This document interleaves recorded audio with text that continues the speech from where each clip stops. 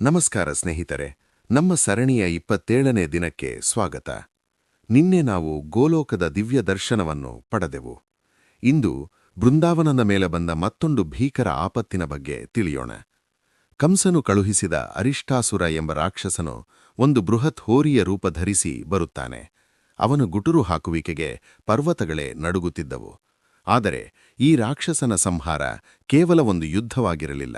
ಅದು ಬೃಂದಾವನದ ಅತ್ಯಂತ ಪವಿತ್ರವಾದ ರಾಧಾಕುಂಡ ಮತ್ತು ಶ್ಯಾಮಕುಂಡಗಳ ಸೃಷ್ಟಿಗೆ ಕಾರಣವಾಯಿತು. ಅದೇ ಹೇಗೆ? ಬನ್ನಿ ನೋಡೋಣ. ಅರಿಷ್ಟಾಸುರನು ತನ್ನ ಕೊಂಬುಗಳಿಂದ ಭೂಮಿಯನ್ನು ಸೀಳುತ್ತಾ ಧೂಳೆಬ್ಬಿಸುತ್ತಾ ಬೃಂದಾವನಕ್ಕೆ ನುಗ್ಗುತ್ತಾನೆ. ಅವನ ಭಯಾನಕ ರೂಪ ಕಂಡು ಹಸುಗಳು ಮತ್ತು ಜನರು ದಿಕ್ಕಾಪಾಲಾಗಿ ಓಡತೊಡಗಿದರು. ಕೃಷ್ಣನು ನಗುಮುಖದಿಂದಲೇ ಆ ಹೋರಿಯ ಮುಂದೆ ಬಂದು ನಿಲ್ಲುತ್ತಾನೆ. ರಾಕ್ಷಸನು ತನ್ನ ಪೂರ್ಣ ಶಕ್ತಿಯಿಂದ ಕೃಷ್ಣನಿಗೆ ಮುಟ್ಟಲು ಧಾವಿಸಿದಾಗ ಕೃಷ್ಣನು ಅವನ ಕೊಂಬುಗಳನ್ನು ಹಿಡಿದು ಹಗುರವಾಗಿ ಮಣ್ಣಿಗಪ್ಪಳಿಸುತ್ತಾನೆ.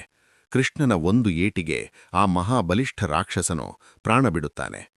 ರಾಕ್ಷಸ ಸಂಹಾರದ ನಂತರ ಒಂದು ವಿಚಿತ್ರ ಘಟನೆ ನಡೆಯುತ್ತದೆ. ರಾಧೆ ಮತ್ತು ಗೋಪಿಕೆಯರು ಕೃಷ್ಣನ ಹತ್ತಿರ ಬರಲು ನಿರಾಕರಿಸುತ್ತಾರೆ. ಕೃಷ್ಣ, ನೀನು ಹೋರಿಯನ್ನು ಕೊಂದಿದ್ದೀಯ. ನಿನಗೆ ಗೋಹತ್ಯೆಯ ದೋಷ ತಗುಲಿದೆ. ನೀನು ಎಲ್ಲಾ ಪವಿತ್ರ ನದಿಗಳಲ್ಲಿ ಸ್ನಾನ ಮಾಡುವವರೆಗೆ ನಾವು ನಿನ್ನನ್ನು ಮುಟ್ಟುವುದಿಲ್ಲ ಎನ್ನುತ್ತಾರೆ. ಕೃಷ್ಣನು ನಗುತ್ತಾ ತನ್ನ ಪಾದದಿಂದ ಭೂಮಿಯನ್ನು ಒತ್ತಿದಾಗ ಅಲ್ಲಿ ಒಂದು ದೊಡ್ಡ ಕುಂಡ ನಿರ್ಮಾಣವಾಗುತ್ತದೆ. ಜಗತ್ತಿನ ಎಲ್ಲಾ ಪವಿತ್ರ ನದಿಗಳನ್ನು ಅಲ್ಲಿಗೆ ಆಹ್ವಾನಿಸಿ ಕೃಷ್ಣನು ಸ್ನಾನ ಮಾಡುತ್ತಾನೆ. ಇದನ್ನು ಶ್ಯಾಮಕುಂಡ ಎನ್ನಲಾಗುತ್ತದೆ. ಕೃಷ್ಣನು ಸ್ನಾನ ಮಾಡಿದ ಮೇಲೆ ರಾಧೆಗೆ ಸವಾಲು ಹಾಕುತ್ತಾನೆ. ಆಗ ರಾಧೆ ಮತ್ತು ಅವಳ ಸಖಿಯರು ತಮ್ಮ ಬಳೆಗಳಿಂದ ಮಣ್ಣನ್ನು ಅಗೆದು ಮತ್ತೊಂದು ಸುಂದರವಾದ ಕುಂಡವನ್ನು ಸಿದ್ಧಪಡಿಸುತ್ತಾರೆ. ಅದರಲ್ಲಿ ಹರಿಯುವ ನೀರು ಕೃಷ್ಣನ ಮೇಲಿನ ಪ್ರೇಮದಂತೆ ನಿರ್ಮಲವಾಗಿತ್ತು. ಕೃಷ್ಣನು ಆ ಕುಂಡಕ್ಕೆ ರಾಧಾಕುಂಡ ಎಂದು ಹೆಸರಿಟ್ಟು, ಯಾರು ಈ ಕುಂಡದಲ್ಲಿ ಸ್ನಾನ ಮಾಡುತ್ತಾರೋ ಅವರಿಗೆ ನನ್ನ ಮೇಲಿನ ಭಕ್ತಿ ಮತ್ತು ರಾಧೆಯ ಮೇಲಿನ ಪ್ರೇಮ ಸಿದ್ಧಿಸುತ್ತದೆ ಎಂದು ವರ ನೀಡುತ್ತಾನೆ. ಇಂದಿಗೂ ಬೃಂದಾವನದಲ್ಲಿ ಈ ಎರಡು ಕುಂಡಗಳು ಭಕ್ತರ ನೆಚ್ಚಿನ ತಾಣಗಳಾಗಿವೆ. ಸ್ನೇಹಿತರೆ, ಕೃಷ್ಣನ ಪ್ರತಿ ಲೀಲೆಯೂ ನಮಗೆ ಒಂದು ಪವಿತ್ರ ಪಾಠವನ್ನು ಮತ್ತು ದಿವ್ಯ ಕ್ಷೇತ್ರವನ್ನು ನೀಡುತ್ತದೆ. ಅರಿಷ್ಟಾಸುರನ ಸಂಹಾರದ ನಂತರ ಕಂಸನ ತಾಳ್ಮೆ ಮುಗಿಯುತ್ತಾ ಬರುತ್ತದೆ.